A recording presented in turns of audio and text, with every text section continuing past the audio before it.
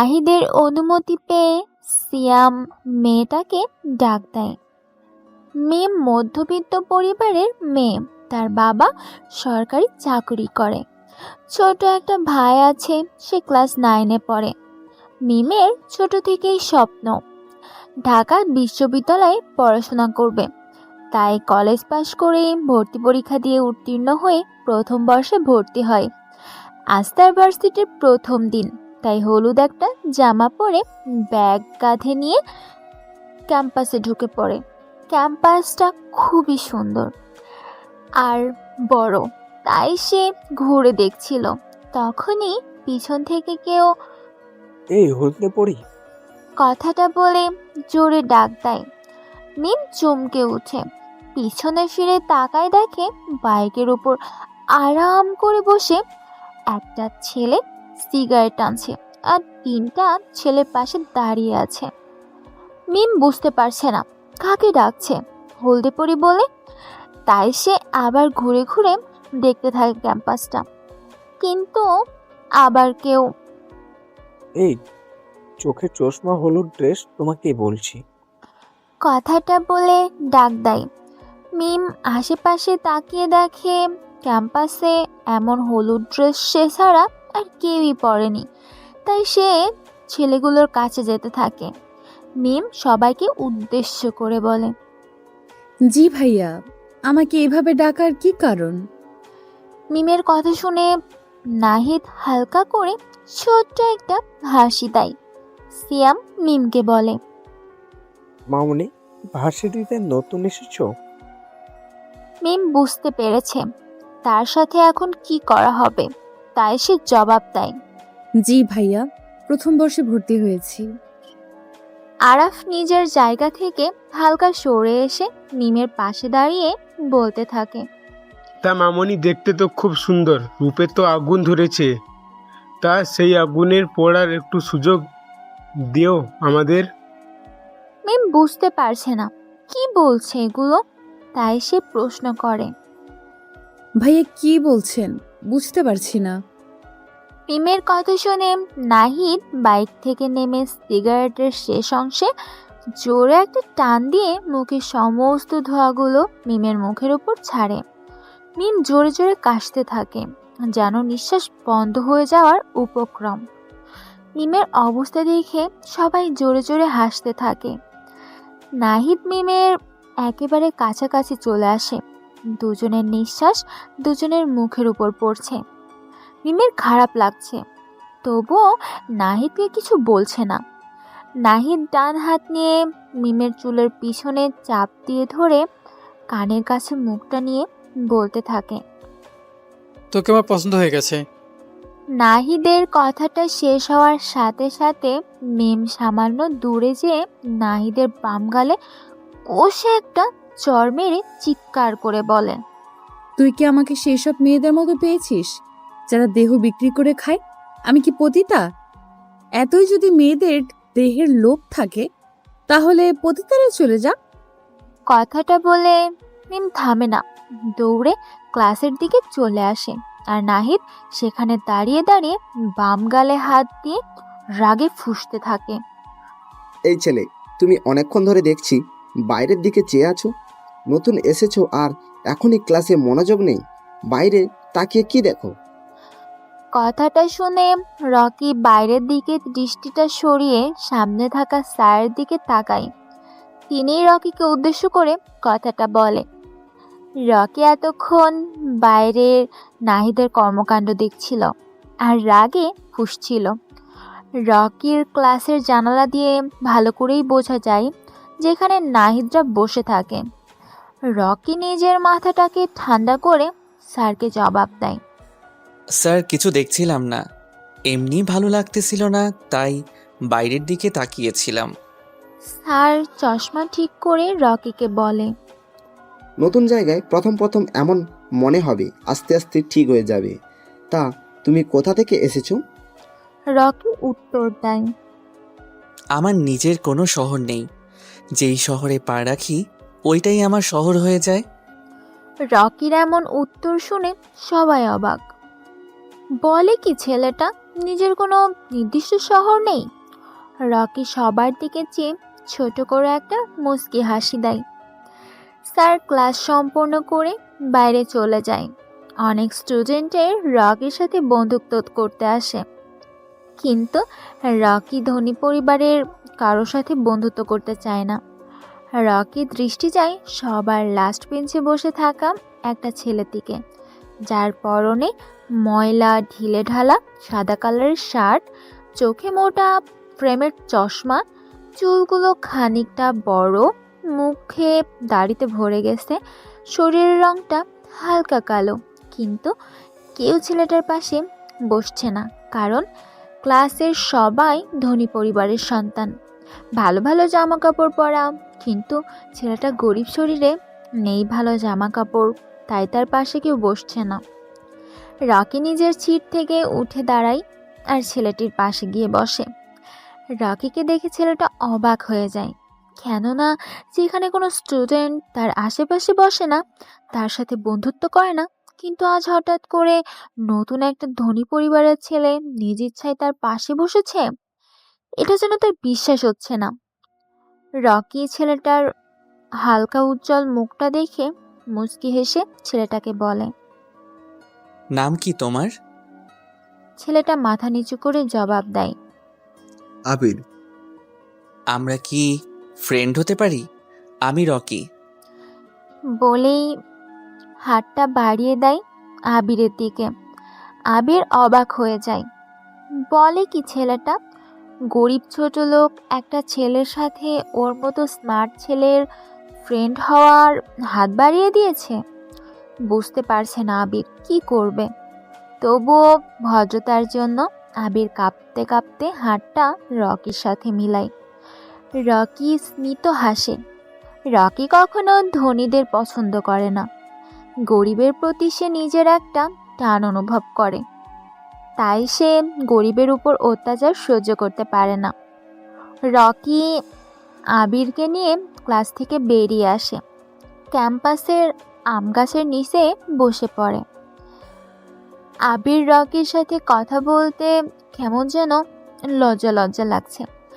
Rocky আবিরকে প্রশ্ন করে, আবির, ওইখানে কতগুলো ছেলে বাইকের উপর বসে থাকে, ওরা কারা? জানিস বা চিনিস তুই? আবিরের খুবই পরিচিত ছেলেগুলো, নাহিদ, সিয়াম, আরাফ, সাকিন, যারা ভার্সিটির প্রথম দিন থেকে আবিরকে জাগ দেয়। আবির চায় না নাহিদের কাছে যাতে রকি জাগ খায়, তাই সে সাবধান করার জন্য বলে, বাইকের উপর আরাম করে যে বসে থাকে ওর নাম নাহিদ। এই ভার্সিটির সভাপতির ছেলে, খুবই খারাপ, ছোট বড় সবার জন্য একটা আতঙ্ক, কারণ সে প্রতিদিন কারো না কারোর সাথে র্যাগিং করে। আর পাশে যারা থাকে সবাই তার বন্ধু, বড়লোক ঘরের সন্তান, তাই ক্ষমতার জোরে এগুলো করে। তুই নাহিদের কাছ থেকে দূরে দূরে থাকবি। রকি হাসতে থাকে আবিরের কথা শুনে আর বলতে থাকে, আবির, তুই হয়তো জানিস না আমি কে, আমার ক্ষমতা কতটুকু, তাই ওই নাহিদকে ভয় পাওয়ার কিছু নেই। হতে পারে আমার পরিচয় পেলে আমার সাথে এমন করবে না। আমি দেখি সে আমার সাথে কি কি করতে পারে। আবির সন্দেহের দৃষ্টিতে তাকিয়ে থাকে রকির দিকে। সে বুঝতে পারছে না রকির কি এমন ক্ষমতা আছে যার কারণে সে নাহিদকে ভয় পাচ্ছে না, তাই সে প্রশ্ন করে ফেলে, রকি, তোর কি এমন ক্ষমতা যার জন্য তুই নাহিদকে ভয় পাচ্ছিস না? রকির কাছে আবিরের করা প্রশ্নটা ভালো লাগে, কিন্তু রকি এখনই তার পরিচয় কাউকে দিতে চায় না, তাই আবিরকে বলে, আবির, তুই কি মিস্টার কিংকে চিনিস? আবির মাথা নাড়ায়, যার মানে সে এমকে কে চেনে। জানিসই তো তার কি ক্ষমতা আছে। আমার একটা বড় ভাই আছে যে এমকের সাথে কাজ করে। এখন যদি নাহিদ আমার সাথে খারাপ কিছু করে, তাহলে বড় ভাইকে বললে সে এসে নাহিদকে যা করার তাই করবে। তবে আমি দেখতে চাই সে আমার সাথে কিছু করে কিনা। রকির কথা শুনে আবিরের কেমন যেন বুকের ভিতর প্রশান্তির বাতাস বয়ে যায়, যেন অনেক দিনের কিছু আশা পূরণ হতে যাচ্ছে। আচ্ছা রকি, তুই তো কত ধনী পরিবারের সন্তান, কিন্তু তুই নিজে স্মার্ট হয়ে কেন একটা বস্তির গরিব ছেলের সাথে ফ্রেন্ডশিপ করলি? তুই চাইলেও তো কত ধনী ছেলে মেয়েদের সাথে বন্ধুত্ব করতে পারতি, কিন্তু তা করিসনি কেন? রকি নিজের চোখ জোড়া বন্ধ করে সামনে ভেসে ওঠে তার মায়ের রক্তাক্ত দেহটার কথা। সে দীর্ঘ নিঃশ্বাস ফেলে আবিরকে জবাব দেয়। জানিস, আমিও তোর মতো কোনো এক সময় গরিব বস্তিতে থাকতাম, কিন্তু সময়ের সাথে সব বদলে আমার জীবনটা উচ্চ শিখরে পৌঁছে গেছে। আমার মার নিষেধ ধনী পরিবারের সন্তানের সাথে যেন চলাফেরা না, কি আর এমনিতেই আমার এই বিলাসিতার জীবন ভালো লাগে না। তাই মূলত আমি তোর সাথে বন্ধুত্ব করেছি, এই আর কি, আর কি না। রকির এরকম উত্তরে রকির প্রতি আবিরের শ্রদ্ধা বৃদ্ধি পায়। আবির আবারও রকিকে প্রশ্ন করে। আচ্ছা রকি, তখন যে স্যার তোকে জিজ্ঞেস করেছিল তুই কোন শহর থেকে এসেছিস, তখন এমন রহস্যময় উত্তর দিয়েছিস কেন, সেটা বল। রকি মুচকি হেসে জবাব দেয়। আমি রহস্যময় ছেলে হতে পারি, কিন্তু সব জায়গায় রহস্যময় কথা বলি না। আমার ওই কথার মানে চাইলেই স্যার বের করতে পারবে। এখন তোকে আর বলতে হবে না, তুই নিজেই আমার কথার উত্তর পেয়ে যাবি। কথাটা বলে রকি বসা থেকে উঠে দাঁড়ায় আর আবিরকে বলে। চল আবির, তোকে বাসা পর্যন্ত ড্রপ করে দিয়ে আসি। আবিরও বসা থেকে উঠে দাঁড়ায় আর রকিকে বলে। ভাই তুই গরিবের সাথে চলাফেরা করতে পারিস, কিন্তু গরিবের বাড়িতে যেতে পারবি না, কারণ গরিবদের বাসার অবস্থা অনেক খারাপ, যা তুই সহ্য করতে পারবি না। রকি মুচকি হাসে। চোখটা বন্ধ করলে ছোটবেলার কিছু দৃশ্য তার চোখের সামনে ভেসে ওঠে। রকি আবিরের পিঠে হালকা বাড়ি দেয়। পকেট থেকে বাইকের চাবিটা বের করে হাতে ঝাঁকাতে ঝাঁকাতে বাইকের কাছে যায়। রকি বাইকটা জোরে টান দিয়ে আবিরের সামনে এনে থামায়। হাতের ইশারায় বাইকে উঠতে বলে আবিরকে। আবির কিছু একটা ভেবে বাইকের পিছনে উঠে বসে। ভার্সিটির অনেকের কাছে এটা যেন সহ্য হচ্ছে না। এত ধনী পরিবারের ছেলে একটা গরিব খ্যাত ছেলেকে তার বাইকের পিছনে বসিয়েছে। রকি বাইকটা ছোট একটা বসতির সামনে থামায়। আবির বাইক থেকে নেমে রকিকে বলে। ভদ্রতার জন্য বললাম বাসায় আসার জন্য, কিন্তু ব্যাচেলার মানুষ, একা থাকি, আমার বাসার পরিবেশ ভালো না, তাই বাসায় আসার জন্য বললাম না, কিছু মনে করিস না। রকি মুচকি হেসে বলে। আরে তুই না বললেও আমি যেতাম, কিন্তু আমার কিছু গুরুত্বপূর্ণ কাজ আছে, যার জন্য আজ যেতে পারবো না। অন্য আরেক দিন অবশ্যই যাব, তুই না করলেও। আবিরের ঠোঁটের কোণে হাসির রেখা ফুটিয়ে রকিকে বিদায় জানায় আর ভাবতে থাকে রকির সম্পর্কে। হঠাৎ কোথা থেকে যেন আবিরের কাছে উদয় হলো এক অচেনা আগন্তুক, আর এসেই ভাইয়ের মতো বন্ধুর হাত বাড়িয়ে দেয়। রকি, আমি পরের বার এমপি নির্বাচন করতে চাই, তুই এটার ব্যবস্থা করে দিবি। কিছুক্ষণ আগেই মেয়র সাদ্দাম খান রকিকে দেখা করার জন্য ডাকে। আবিরকে নামিয়ে দিয়েই রকি সাদ্দামের বাগান বাসতে চলে আসে। দুজন দুজনের সামনাসামনি বসে, কারোর মুখে কোনো কথা নেই। সাদ্দাম জানে রকি ঠান্ডা মাথার খেলোয়াড়, তাই সে নিজ থেকে রকিকে উদ্দেশ্য করে কথাটা বলে। রকি কিছুই বলে না। পকেট থেকে সিগারেটের প্যাকেটটা বের করে একটা সিগারেট চালায় আর বিষাক্ত ধোঁয়াগুলো নাক দিয়ে ছাড়তে থাকে। সাদ্দাম জানে রকির এই একটা বদ অভ্যাস আছে, সেটা হলো সে সিগারেটের ধোঁয়া নাক দিয়ে বেশি ছাড়ে। রকি একটু শব্দ করে হাসে, যেই হাসিতে লেগে আছে রহস্যময় কিছু আভা, আর সাদ্দামকে বলে। সাদ্দাম ভাই, সবাই জানে গুরুত্বপূর্ণ কথার সময় আমার হাসি আসে। কী জন্য হাসি পায় জানি না আমি, তবে আমার মাইন্ড খেলার জন্য হাসাটা খুবই প্রয়োজন। আমি জানতাম আজ হঠাৎ কেন আমাকে ডেকেছেন, তাই হেসেছি। তবে পরের বার এমপি নির্বাচন করতে হলে তো রফিক চৌধুরীকে সরিয়ে দিতে হবে। সাদ্দামও পকেট থেকে একটা সিগারেট বের করে টানতে থাকে আর রকিকে বলে। আমি জানি তুই চাইলে কোনো কিছুর ব্যাপার না, তবে রফিক চৌধুরীকে সরানো এতটা সহজ হবে আমার মনে হয় না। রকির কানে কথাটা বারবার বাজতে থাকে, তাই সে রেগে পাশে থাকা কাচের ফুলদানিটা ভেঙে ফেলে, জোরে চিৎকার দিয়ে বলে, এই রকির কাছে কোনো কিছু অসম্ভব নেই। আমি পারি, সব পারি। আমি রফিক চৌধুরী কেন আরও উপরের কাউকে মারতে আমার সময় লাগবে না। একটা ফোনই যথেষ্ট। আপনি পরের বার এই সিটির এমপি হবেন। সাদ্দাম মুচকি হাসে।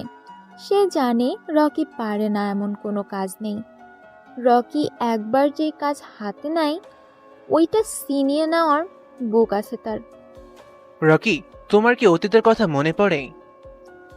রকি চোখ জোড়া বন্ধ করে অতীতের কিছু ঘটনা তার চোখের সামনে ভেসে উঠছে।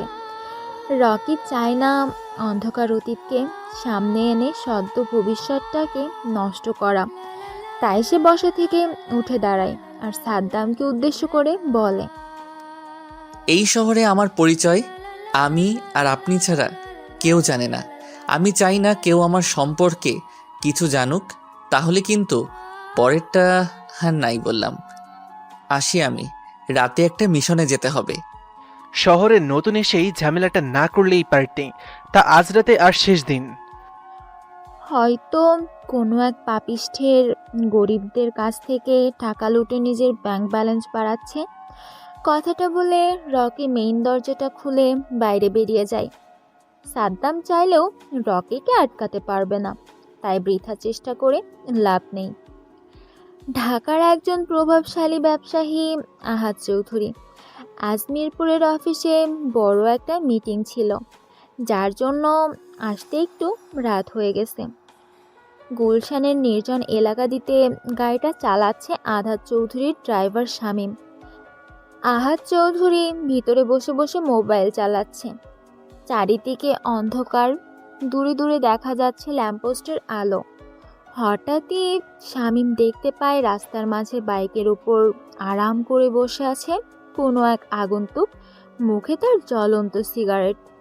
শামীম দূর থেকে গাড়ির হর্ন বাজায়, কিন্তু আগন্তুক বাইকের উপর স্থির বসে আছে। শামীম রেগে গাড়িটা থামায়। আহাদ গম্ভীর গলায় বলে, শামীম, তাড়াতাড়ি গাড়ি চালাও, বাসায় যেতে হবে, অনেক রাত হয়ে গেছে। তুমি এখানে গাড়ি থামালে কেন? শামীম জবাব দেয়, স্যার, সামনে কে যেন বাইক দাঁড়া করিয়ে বাইকের উপর বসে সিগারেট টানছে। গাড়ি থেকে নেমে দেখো, হয়তো মদ পান করে নেশা ধরেছে, তাই পাগলের মতো এখানে বসে আছে। শামীম গাড়ি থেকে নেমে আগন্তুককে উদ্দেশ্য করে বলে, এই কে তুই? মদ খেয়ে মাঝ রাস্তায় বাইকের উপর বসে মাতলামো করছিস? রাস্তা থেকে বাইকটা সরা তাড়াতাড়ি। কিন্তু আগন্তুকটা বাইরের উপর স্থির হয়ে বসে বসে সিগারেট টানছে। শামীম রেগে গিয়ে আগন্তুকের কাছে যায়। আগন্তুকের পরনে কালো মাফিয়া ড্রেস, কাটা মাস্কের জন্য মুখটা বোঝা যাচ্ছে না। শামীম আগন্তুকের কলার ধরতে যাবে, তখনই কোথা থেকে যেন একটা স্নাইপারের বুলেট এসে শামীমের হাতে লাগে। শামীম জোরে চিৎকার দিয়ে দূরে ছিটকে পড়ে। আগন্তুকটা এটা দেখে জোরে জোরে হাসতে থাকে।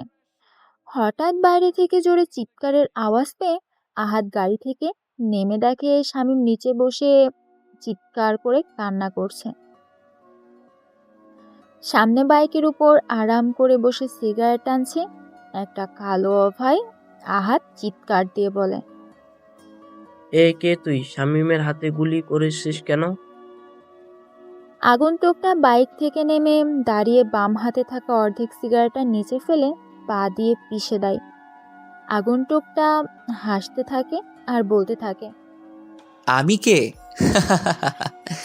আমাকে তুই চিনবি না, কিন্তু আমি তোকে খুব ভালো করে চিনি। ঢাকার অন্যতম ড্রাগ ব্যবসায়ী, গরিবের টাকা লুটে নিজের ব্যাংক ভরতেছিস, গুন্ডা দিয়ে চাঁদা তুলিস, আর সবার সামনে ভালো মানুষের মুখোশ পরে আছিস। এগুলো কেউ জানে না। আহাদ অবাক হয়ে যায়। এত কিছু করে কিন্তু কেউ জানে না তার এই গোপন করা ব্যবসার কথা। তাই আহাদ ভয়ে ভয়ে বলতে থাকে, কে তুমি, আর আমার সম্পর্কে এগুলো কি করে জানো? আগন্তুক মাস্কের ভিতর মুচকি হেসে জবাব দেয়, আমি তোর সম্পর্কে আরো অনেক কিছু জানি। 3টা বউ তোর, কিন্তু কোনো বই এ কথা জানে না। রাতের পর রাত মেয়ের নেশায় ডুবে থাকিস তুই। আরো শুনবি? এবার আহাদ কান্না করে দেয়। তুমি এগুলো জানো কিভাবে? প্লিজ এই বিষয়টা আমাদের মধ্যে রেখে দাও। তুমি এবার শামীমকে গুলি করলে কেন? কি চাও তুমি বলো, আমি দিয়ে দেব এখনই। তবুও আমাকে কিছু করবে না প্লিজ। আগন্তুকটা জোরে হাসতে হাসতে বলে, তুই আমাকে কি দিবি? এখন তো আমি তোকে তোর জীবনটা ভিক্ষা দিতে পারি, কিন্তু আমি তা করব না, কারণ আমার একটা সমস্যা আছে। তুই আমার অপছন্দের কিছু কাজ করেছিস যেটা আমার সহ্য হয়নি, তাই তোকে আজ একেবারে শান্ত করতে চলে এলাম। ভাই বলেন, আমি আপনার অপছন্দের কি কাজ করেছি যার জন্য আমার সাথে এমন করছেন? তুই গরিব দুঃখীদের টাকা মেরে খাস, তাদের কাজের সঠিক পারিশ্রমিক দিস না। ভাই এখন থেকে সব সঠিকভাবে দেব, আমাকে ছেড়ে দেন প্লিজ। ভাই আপনাকে কত দিতে হবে বলেন, আমি দিয়ে দেব, তবুও আমাকে প্যারানে মারবেন না প্লিজ। মনে আছে কিছু মাস আগের কথা? তোর একটা বিল্ডিং তৈরি করতে যে 50 জন শ্রমিক মারা গেছে, কিন্তু তুই একটা মৃত শ্রমিকের পরিবারকে 10,000 টাকা করে দিয়েছিস। সেই গরিব শ্রমিকের জীবনের মূল্য কি 10,000 টাকা? বল আমাকে। ভাই গরিবের জীবনের কোনো মূল্য নেই, এরা বেঁচে থেকে দেশের জনসংখ্যা বৃদ্ধি করছে। আর আমি এখন আপনাকে একটা অফার করছি, গাড়িতে 50 লক্ষ টাকা একটি ব্রিফকেস আছে, আপনি সব টাকাগুলো নিয়ে আমাকে ছেড়ে দেন। কথাটা শুনে আগন্তুকটা পিছন থেকে একটা ধারালো ছুরি বের করে আহাদের দিকে এগিয়ে যায়। আগন্তুকের কাণ্ডে আহাদ ভয় পেয়ে পিছিয়ে যায়, কিন্তু আগন্তুকটা আহাদের ডান হাত থেকে আহাতের ডান হাতটা ধরে কেটে ফেলে। হালকা চাঁদের আলো দূর থেকে ল্যাম্পপোস্টের আলোয় স্পষ্ট বোঝা যাচ্ছে, তাজা রক্তগুলো পিচ ঢালা রাস্তায় পড়ে যাচ্ছে। কুনুই আর কবজির মাঝ বরাবর থেকে কাটা হয়েছে হাতটা, কাটা অংশটুকু রাস্তায় পড়ে আছে। আহাদ ব্যথায় জোরে জোরে চিৎকার করে কান্না করছে। আগন্তুকটা জোরে জোরে হাসতে হাসতে বলে, তোর কি মনে হয় আমি মাটি দিয়ে তৈরি না? আমি পাথর দিয়ে তৈরি। হতে পারে মাটির তৈরি কিছু মানুষ আজ কাগজের তৈরি টাকার কাছে বিক্রি হয়ে যাচ্ছে, কিন্তু আমি তেমন না। একটা গরিবের জীবনের মূল্য তোর কাছে 10,000 টাকা, কিন্তু তোর জীবনটার দাম অনেক বেশি, 50 লক্ষ টাকা। গরিব মানুষ পৃথিবীতে থাকা মানে পৃথিবীর জনসংখ্যা বৃদ্ধি পাওয়া। আরে ওদের মতো গরিব বেঁচে না থাকলে তোর মতো ধনীদের নিজের কাজে নিজে করেই খেতে হতো। আমি যেই ডিসিশন একবার নিয়ে নেই সেটা ভাঙার ক্ষমতা কারো নেই। আহাতের ভয় আর ব্যথায় গলা শুকিয়ে গেছে। এখন যদি পানি পান করতে করতে পারত তাহলে একটু শান্তি পেত। আহাদ এখন নিজের মৃত্যু যেন নিজের সামনে দেখতে পাচ্ছে। সে কাঁপা কাঁপা গলায় বলতে থাকে, ভাই আমাকে একটা সুযোগ দেন, আমি আর কখনো এমন করব না, আমাকে আমার জীবনটা ভিক্ষা দেন প্লিজ প্লিজ। সুযোগ? এই রকি কাউকে দ্বিতীয়বার চান্স দেয় না। তোর সময় চলে এসেছে। বলেই ধারালো ছুরিটা দিয়ে লম্বা করে বকের পাশে একটা আঁচার দেয়। আহাতের মুখ দিয়ে রক্ত বের হয়ে যায়, রাস্তায় পড়ে থাকে। আগন্তুক ছুরিটা দিয়ে আবারও আহাতের পেটের মাঝ বরাবর ঢুকিয়ে দেয়। আহাত নিচে পড়ে যায়, চোখ জোড়া ঘোলা অবস্থায় পৃথিবীর মায়া ছেড়ে চলে যায়। আগন্তুকটা আহাদের মৃতদেহের পাশে একটা কঙ্কালের ট্যাটু এঁকে বাইকটা নিয়ে গভীর অন্ধকার রজনীতে মিলিয়ে যায়।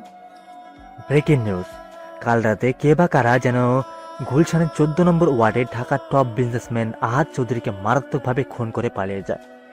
আহাদ চৌধুরীর লাশের পাশে ওনার গাড়ির ড্রাইভার শামীমকেও আহত অবস্থায় পাওয়া যায়। শামীমকে ঘটনাস্থল থেকে হসপিটালে ভর্তি করা হয়। শামীমের জ্ঞান ফিরলে জিজ্ঞাসাবাদ করা হবে। আহাদ চৌধুরীর লাশটা ময়নাতদন্তের জন্য পাঠানো হয়েছে। এখনো কোনো ক্লু পাওয়া যায়নি খুন সম্পর্কে। আজ এই পর্যন্ত। এতক্ষণ আমাদের সাথে থাকার জন্য ধন্যবাদ। শহরের সব জায়গায় খবরটা ছড়িয়ে পড়েছে। আবির ভার্সিটিতে আসার সময় একটা দোকানে দাঁড়িয়ে চা খাচ্ছিল আর টিভিতে সংবাদটা দেখছিল। সংবাদ দেখে তার শরীরের লোম দাঁড়িয়ে যায়। আবার আহাদের লাশের পাশে কঙ্কালের ট্যাটু, পাশে বড় করে এমকে লেখা। তার মানে খুনটা মিস্টার কিং করেছে। ভাবতেই আবিরের ঘাম বেরিয়ে যাচ্ছে। সে এত কিছু না ভেবে ভার্সিটির দিকে রওনা দেয়। রকি আজও তার R15টা নিয়ে ভার্সিটিতে প্রবেশ করে। বাইকটা পার্ক করে ক্লাসরুমের দিকে আসবে, তখনই কোথা থেকে একটা মেয়ে এসে রকিকে জড়িয়ে ধরে। রকি অবাক হয়ে যায়। হঠাৎ করে অজানা অচেনা একটা মেয়ে এমন কাজ করবে ভাবতেই পারছে না। এই কে আপনি? আর আমাকে এইভাবে জড়িয়ে ধরার মানে কি? আমি নীলা, তোমার সাথেই পড়ি। কাল তোমাকে দেখে তোমার উপর ক্রাশ খেয়েছি। জীবনে প্রথম কোনো ছেলেকে দেখে আমার এত পছন্দ হয়েছে। আমি তোমাকে ভালোবাসি। হোয়াট? কি বলছেন আপনি? আপনার মাথা ঠিক আছে? কালকের দেখায় আজই ভালোবেসে ফেলেছেন আমাকে? এগুলোকে ভালোবাসা বলা হয় না, আবেগ। সব কিছুদিন পর সব ঠিক হয়ে যাবে। রকি, সত্যি আমি তোমাকে ভালোবেসে ফেলেছি। এটা আবেগ না, এটা আমার ভেতর থেকে আসা অনুভূতি। বিশ্বাস করো আমাকে, প্লিজ অ্যাকসেপ্ট করে নাও আমাকে। দেখেন নীলা, আপনাকে আমি আজ প্রথম দেখেছি, আর আজই ভালোবাসি বলে দিব এটা সম্ভব না। ভালোবাসার প্রধান অস্ত্র হলো মন। দুইটা মন মিল থাকলে ভালোবাসা হয়, কিন্তু আমি এখনো আপনার প্রতি কিছু ফিল করতে পারছি না, তাই এটাকে বোকামি ছাড়া আর কিছুই বলবো না আমি। আচ্ছা, সময় নাও, কিন্তু বেশি সময় আমি তোমাকে দিতে পারবো না। আরেকটা কথা, তুমি এখন আমার জিনিস। কোনো মেয়ের দিকে চোখ তুলে তাকাবে না। বুঝতে পারছো আমার কথা? রকি বিরক্ত বোধ করছে নীলার সাথে কথা বলতে। মেয়েটা বেশি কথা বলে, যা রকির একটুও ভালো লাগে না। তাই মাথাটা নাড়িয়ে ক্লাসের দিকে চলে আসে। ক্লাসে এসেই চোখ যায় পিছনের সিটে আবিরের সাথে কিছু ছেলে মজা করছে, আর আবির মাথাটা নিচু করে সব সহ্য করছে। রকির যেন এটা সহ্য হয় না, তাই রেগে সেখানে যে বলতে থাকে, এখানে কি হচ্ছে? সবাই আবিরের সাথে এমন করছো কেন? পিছন থেকে রকির গলার আওয়াজ পেয়ে সবাই পিছনে ফিরে তাকায়। দেখে রকি রাগী মুডে দাঁড়িয়ে আছে। ছেলেগুলোর মধ্যে থেকে ইয়াসিন নামের ছেলেটা হাসতে হাসতে বলে, সবাই দেখ, আবিরের বড়লোক বন্ধু চলে এসেছে। শালা যে কি করেছে কে জানে, যার জন্য রকির মতো ধনী একটা ছেলে খ্যাতটার সাথে বন্ধুত্ব করেছে। এই ছেলে, মুখ সামলে কথা বলো। আবির প্রথমে এসে আমার সাথে বন্ধুত্ব করেনি, বরং আমি আগে যে বন্ধুত্বের হাত বাড়িয়ে দিয়েছি। তোমাদের যা বলার আমাকে বলো। আবিরকে এগুলো বলছো কেন? রকির কথা শুনে সবাই অবাক। রকি ছেলেটা বলে কি এত ধনী হয়েও গরিব ছেলের সাথে নিজ ইচ্ছায় বন্ধুত্ব করছে? ছেলেগুলো সেখানে আর দাঁড়ায় না, চলে আসে নিজ নিজ সিটে। রকি যে আবিরের পাশে বসে। আবির মাথাটা উঁচু করে রকিকে বলে, রকি, আমার জন্য তোকে অনেক কথা শুনতে হবে। এর চেয়ে ভালো হবে তুই আমার সাথে আর বন্ধুত্ব রাখ না। আবিরের কথা শুনে রকি মুচকি হেসে বলে, বন্ধুত্ব যখন করেছি সেটা ধরে রাখার শক্তি আমার আছে। কথায় আছে না যে পিছু লোকে কিছু বলে, ঠিক তেমনি অনেকে অনেক কিছু বলবে, কিন্তু তোকে থামা যাবে না। তাহলে তুই উচ্চ শিক্ষরে পৌঁছাতে পারবি। আচ্ছা আবির, তুই আমাদের ক্লাসের নীলা নামের মেয়েটাকে চিনিস? ভালো করে চিনি। কেন, তুই হঠাৎ নীলের কথা জিজ্ঞেস করছিস কেন? কিছু হয়েছে? না, তেমন কিছু হয়নি। ক্লাসে আসার আগে আমাকে প্রপোজ করেছে, কিন্তু আমি সময় নিয়েছি। বলতে পারিস বিরক্ত লাগে মেয়েটাকে। এখন নীলার সম্পর্কে তুই যা জানিস আমাকে বল। ন্যায়দের ছোট বোন নীলা খুবই রাগী একটা মেয়ে। আমাকে একদমই সহ্য করতে পারে না। গরিবদের দু চোখে দেখতেই পারে না। বড় লোকের মেয়ে ভাবে একটু বেশি দেখায়। ভালো না মেয়েটা, আমার কাছে মনে হয়। এবার তুই ভেবে দেখ। সম্পর্ক করবি নাকি করবি না? আমার কাছেও মেয়েটা ভালো মনে হয়নি, আবার সামনে আসলে না করে দিব। আর আমি ভালো মেয়ে না পেলে এইসবে জড়াবো না। আবির কিছু বলতে যাবে এর আগেই ক্লাসে স্যার চলে আসে। সবাই স্যারকে সম্মান জানায়। স্যার ক্লাস করাতে করাতে একসময় স্যার রকিকে প্রশ্ন করে। এই নতুন ছেলে রকি, তুমি দাঁড়াও। রকি বসা থেকে উঠে দাঁড়ায় আর বলে, জি স্যার। স্যার এমন একটা প্রশ্ন করে যা শুনে রকি মুচকি হেসে জবাব দিতে শুরু করে। আচ্ছা রকি, তুমি তো নতুন, তাহলে তোমাকে সহজ একটা প্রশ্ন জিজ্ঞেস করি। অনেকেই বলে ধনীরা নাকি গরিবের হক মেরে খায়। এই সম্পর্কে তোমার কি মতামত? তুমি নিজে থেকে ব্যাখ্যা করো। রকি স্যারের প্রশ্ন শুনে মুচকি হাসে, কারণ প্রশ্নের উত্তরটা তার জানা আছে।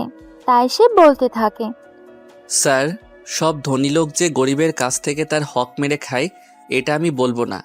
কারণ মানুষের মধ্যে ভালো খারাপ আছেই। হয়তো কিছু লোক মনে করে গরিবের হক মেরে নিজে আরো ধনী হয়ে যাবে, আবার কিছু লোক নিজের সম্পদ কমানোর জন্য গরিব দুঃখীদের দান করে দেয়।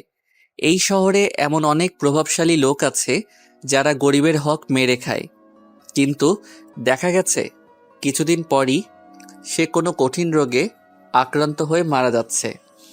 আমি জানি না কেন ধনীরা গরিবদের সাথে এমন করে, তবে আমার জীবনের একটা বড় লক্ষ্য এই গরিব দুঃখীদের জন্য কিছু একটা করে যাওয়া। স্যার, আমার অবস্থানটা যতই দূরে বা বড় হোক না কেন, গরিবের সাথে কেমন যেন একটা আত্মার সম্পর্কে প্রকাশ পায় আমার মাঝে। আমি এখানে কারো প্রিয় হওয়ার জন্য মিথ্যে মিথ্যে কথা বা উদ্দেশ্য করিনি। যতটুকু পেরেছি নিজ থেকে উপস্থাপন করেছি। ধন্যবাদ। রকি, তুমি ঠিক বলেছ। আমাদের সবারই উচিত গরিবদের জন্য নিজের সাহায্যের হাত বাড়িয়ে দেওয়ার। রকি অনুমতি নিয়ে নিজের সিটে বসে ক্লাস সম্পূর্ণ করে। ক্লাস শেষ করে বাইরে বেরিয়ে যায় আবির আর রকি। আজ প্রচণ্ড গরম পড়েছে। গ্রীষ্মের দুপুর, সূর্য মাথার উপরে সোজা কিরণ দিচ্ছে। রকি আর আবির আম গাছটা নিচে যে বসে আছে, কারো মুখে কোনো কথা নেই। পিনপিন নীরবতা বিরাজ করছে দুজনের মধ্যে। নীরবতা ভেঙে প্রথমে রকি বলা শুরু করে। কিরে আবির, চুপ করে আছিস কেন? মন খারাপ নাকি? না রে, বসে বসে তোর কথা চিন্তা করছি। রকি অবাক হয়ে বলে, আমার কথা আবার কি চিন্তা করছিস? আবির মুচকি হাসি দিয়ে বলে, তুই একজন ধনী পরিবারের ছেলে হয়ে গরিবের প্রতি তোর কত ভালো ভালো ধারণা, কিন্তু কিছু ধনী ছেলে মেয়ে আছে যারা গরিবদের জন্য সহ্য করতে পারে না। তুই তাদের তুলনায় কত আলাদা, এটা চিন্তা করছিলাম। আবির শোন, যখন তোর কাছে অনেক অনেক টাকা থাকবে তখন তুই ভুলে যাবি যে তুই কে, আর যখন তোর কাছে টাকা থাকবে না তখন সমস্ত পৃথিবী ভুলে যাবে তুই কে। রকি, তুই কি জানিস তুই খুবই রহস্যময় কথা বলিস? রকি মুচকি হাসে। জানি আমি রহস্যময় কথা বলি, কিন্তু তা বের করার জন্য রহস্যময় লোকের প্রয়োজন। রকি, সকালের সংবাদ দেখেছিস? কাল রাতে কে বা কারা যেন আহাদ চৌধুরীকে মেরে পালিয়ে গেছে। আহাদ চৌধুরী? সেটা আবার কে? আমি তো চিনি না, তবে সকালে ভার্সিটিতে আসার সময় অনেকের মুখে বলতে শুনেছি আহাদ চৌধুরী নামে কাউকে সন্ত্রাসীরা মেরে পালিয়ে গেছে। তুই ঢাকায় থাকিস আর আহাদ চৌধুরীকে চিনিস না? আহাদ চৌধুরী হচ্ছে ঢাকার টপ বিজনেসম্যান, কিন্তু লোকটা বেশি ভালো ছিল না। কেন, উনি আবার কি করেছে? কিছুদিন আগে ওনার একটা বিল্ডিং ভেঙে পড়ে 50 জনের মতো লোক মারা গেছে। সবাই আমাদের বস্তিতে থাকতো। মৃত শ্রমিকদের পরিবারকে ক্ষতিপূরণ হিসেবে 10,000 টাকা করে দিয়েছে। ওনার কাছে একজন গরিব শ্রমিকের জীবনের মূল্য মাত্র 10,000 টাকা। তাই আমার কাছে মনে হয়েছে আহাদ চৌধুরীর মৃত্যু হওয়াতে অনেকেই খুশি। আমার কি মনে হয় আবির আহাদের খুনটা হয়েছে তার এই অপকর্মের জন্য। লোকটাকে দেখতেই কেমন জানি খারাপ খারাপ মনে হয়। ঠিক বলেছিস তুই। রকি দেখ, সামনে তাকে নাহিদ ভাই আমাদের হাতের ইশারায় ডাকছে। চল আমরা এখান থেকে চলে যাই, নয়তো উনি কোনো না কোনো ঝামেলা করে আমাদের সাথে। সিনিয়র বড় ভাই ডাকছে, এখন তো যেতেই হবে। যতই ঝামেলা করুক চলো আমার সাথে। কিরে আবির, কতক্ষণ ধরে তোকে ডাকছি, আসতে এত লেট হলো কেন? আবির মাথাটা নিচু করে জবাব দেয়। ভাই হাতে ইশারায় ডাকছিলেন, তো তাই বুঝতে পারছিলাম না কাকে ডাকছিলেন। দুঃখিত ভাই। বুঝতে পারছি। তা এই নতুন ছেলেটা কে? ভার্সিটিতে নতুন এসেছে মনে হচ্ছে। জি ভাই, নতুন ভর্তি হয়েছে আমাদের সাথেই। এই তোর নাম কি? রকিকে উদ্দেশ্য করে বললাম। ভাই ওর নাম রকি। আমি তোকে জিজ্ঞেস করছি। আবির মাথাটা নিচু করে বলে। জি না ভাই। এই রকি, তুই আমাকে চিনিস না? আমি কে?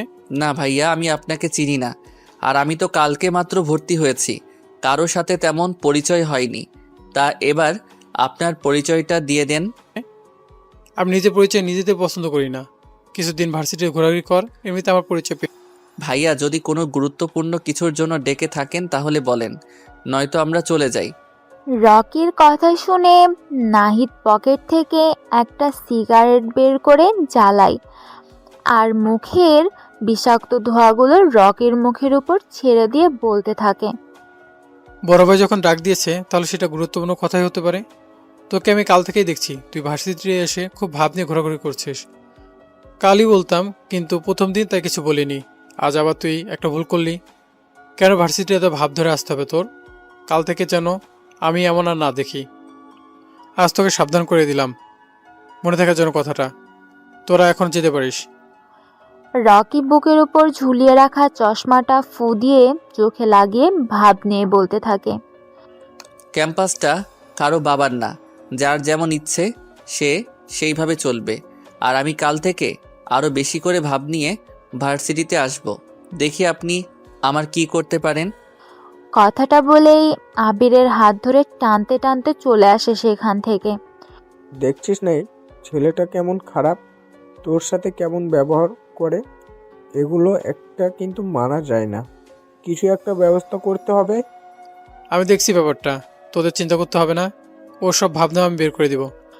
আবির আর রকি এসে আবার আম গাছের নিচে বসে পড়ে। আবিরের চোখে ভয় বিরাজ করছে, কারণ নাহিদদের সাথে কেউ খারাপ ব্যবহার করলে তার ফল ভালো হয় না।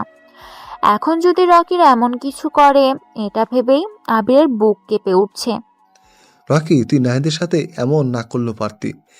এর পরিণাম কিন্তু ভয়ঙ্কর হতে পারে, মনে রাখিস আমার কথাটা। রকি মুচকি হেসে বলে। আবির, তোকে আগেই বলেছি নাহিদ আমার কাছে কোনো ব্যাপার না, হাতের ময়লা। আর তুই এটা বল যে সামনে দিয়ে আসছে মেয়েটাকে।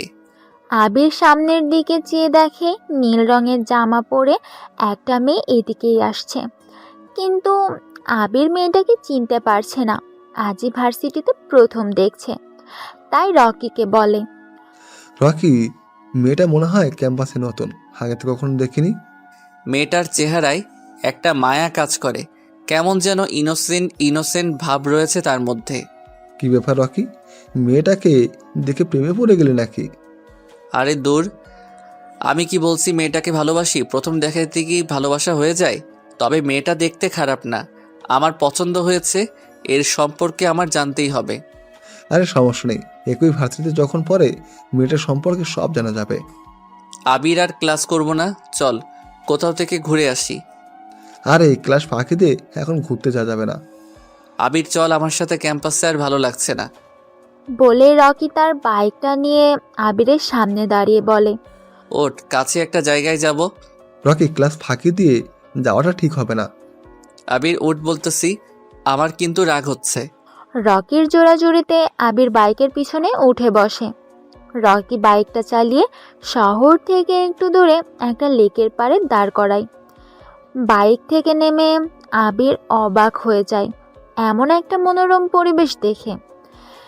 সামনে একটা বড় ঝিল, আশেপাশে গাছপালা, হিমেল হাওয়া বয়ে যাচ্ছে চারিপাশে। এখানে এসে মনটা ভালো হয়ে গেছে, তাই রকিকে উদ্দেশ্য করে বলে। রকি, জায়গাটা খুবই সুন্দর, কিন্তু তুই এমন জায়গা খুঁজে পেলি কিভাবে? আগেও আসছিস মনে হয়। রকি মুচকি হেসে জবাব দেয়। আরে না, আমি আগে কখনো এখানে আসিনি। এই জায়গার নাম অনেক শুনেছি, তাই আসলাম তোকে নিয়ে।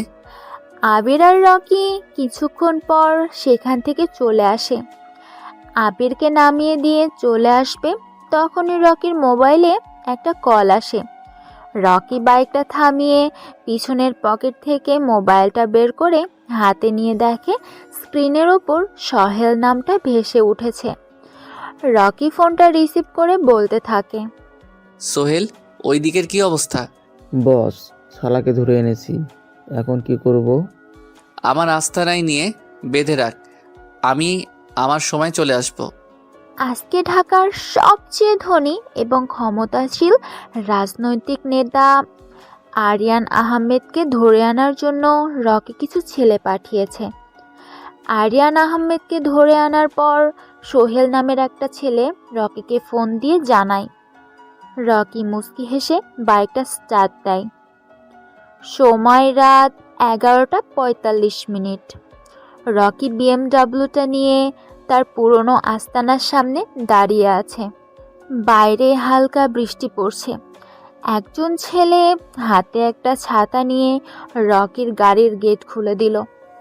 রকি প্রথমে তার পাজোড়া বের করে পরে মাথাটা বের করে।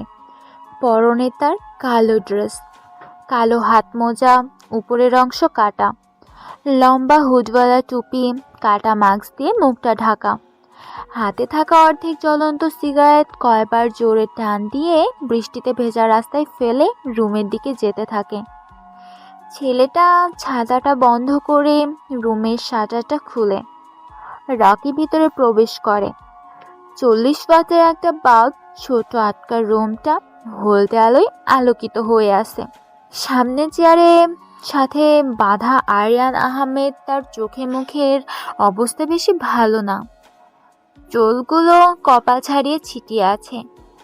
ডান গালে মনে হয় কেউ জোরে চড় দিয়েছে, যার কারণে ঠোঁটের কোনায় রক্ত জমাট বেঁধে কালো হয়ে গেছে।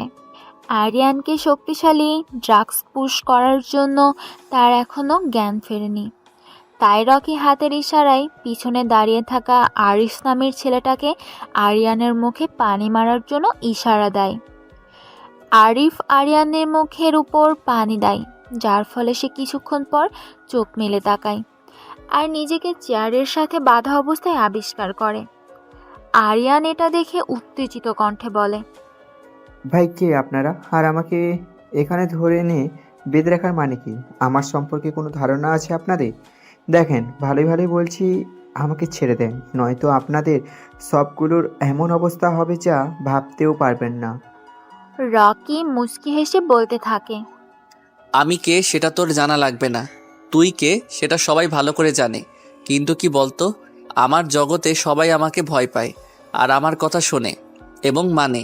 তোর ক্ষমতা সম্পর্কে সবার ধারণা আছে, কিন্তু এখানে তোর কোনো ক্ষমতাই কাজে লাগবে না। এটা আমার রাস্তা না, এখানে আর কথা শুনবে সবাই, তোকে ভয় পাওয়ার কিছু নেই। আমাকে এখানে ধরে আনার কারণ কি? আমার ভুল বা দোষ কি? এত অস্থির হচ্ছিস কেন? আমি বলবো তুই শুনবি, তোর কি দোষ বা ভুল? তুই তো ঢাকার টপ ধনীর মধ্যে একজন, আবার রাজনীতিও করিস, কিন্তু এত টাকার পাহাড় বানালি কিভাবে? আমার একটা ছোট্ট বিজনেস আছে, যেটা থেকে আর পার্টি থেকে পার্টনারশিপ পাই, সেগুলো দিয়েই তৈরি করেছি। রকি জোরে জোরে হাসতে হাসতে বলে, তুই যে মিথ্যা কথা বলছিস সেটা তোর চেহারার হাবভাব দেখেই বোঝা যাচ্ছে। আমি সত্যি বলছি, বিশ্বাস করুন আমাকে, এগুলো ছাড়া আর কোনো ইনকাম করার ফোর্স নেই আমার। কথাটা শুনে রকি রেগে যায়। পাশে থাকা শক্ত স্টিকটা দিয়ে আরিয়ানের বাম হাঁটুতে জোরে একটা বাড়ি মেরে বলে, আমি তোর সম্পর্কে সবকিছু জানি, তাই তোর সব অপকর্মের কথা তুই নিজের মুখে স্বীকার করবি। এই জন্য তোকে প্রশ্নটা করেছি। আমি মিথ্যাবাদীকে একদম পছন্দ করি না, আর যারা বেশি কথা বলে তাদেরকেও পছন্দ করি না। তুই ঢাকার নামকরা একজন রাজনৈতিক নেতা, তুই মানুষের সেবা করবি, কোনটা করলে তাদের জন্য ভালো হবে সেটা করবি। কিন্তু তুই কি করিস? স্মাগলিং করিস, গরিবের হক মেরে খাস। মনে আছে ধানমন্ডিতে একটা ছোটোখাটো বস্তি ছিল, গরিব দুঃখীদের বাসস্থান ছিল, কিন্তু তুই কি করলি? সরকারি একটা বড় প্রজেক্টের জন্য সব গরিব দুঃখীদের সেখান থেকে বের করে দিলি। এই কাজটা করার পর থেকেই আমার চোখে পড়ে গিয়েছিলি। তোকে ছোট একটা চান্স দিয়েছিলাম, কিন্তু তুই দ্বিতীয়বার একই ভুল করলি। এখন বল, এগুলোর জন্য তোকে কি শাস্তি দেওয়া যায়? ভাই আমাকে ছেড়ে দেন, আমার দ্বারা এমন ভুল দ্বিতীয়বার আর হবে না। কথাটা শুনে রকি উচ্চস্বরে হাসতে হাসতে থাকে। ভাই আমি ভুল করে ফেলেছি, আমাকে মাফ করে দেন, আমাকে ছেড়ে দেন প্লিজ, আমার দ্বারা দ্বিতীয়বার আর এমন ভুল হবে না। আরিয়ান এমন কথা শুনে রকি উচ্চস্বরে হাসতে হাসতে বলে, তোকে কি ধরে এনেছি ছেড়ে দেওয়ার জন্য? দ্বিতীয়বার যাতে আর এই ভুল না করতে পারিস সেই ব্যবস্থা করার জন্য ধরে এনেছি তোকে। আরিয়ানের কাছে রকির কথা মোটেও ভালো লাগতেছে না। সে বুঝে ফেলতেছে তার সময় শেষ আজকে। সামনে ভয়ঙ্কর রকিকে দেখে বোঝা যাচ্ছে আরিয়ানের মৃত্যু যেন এখন মাথার উপর। আর কিছুক্ষণ তারপরই তার চিরদিনের জন্য নিথর হয়ে যাওয়া। আরিয়ান ভয় কাতর চেহারা নিয়ে করুণ কণ্ঠে বলে, ভাই আমাকে ছেড়ে দেন, আমি ওই বস্তিটা আবার ওদের দিয়ে দিব, প্লিজ বিশ্বাস করেন আমাকে। আরিয়ান, তোকে একটা গল্প শোনাই। শহরে গরিব একটা ছেলে ছিল যার বাবা মা কেউ নেই, পৃথিবীতে সে এতিম।